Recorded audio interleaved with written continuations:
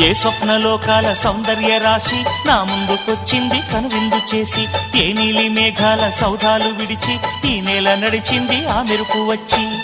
తళ తళ తారక మెలికల మేనక మనసున చేరగా, కళగల కానుక కొత్తగా కోరిక చిగురులు వేయగా.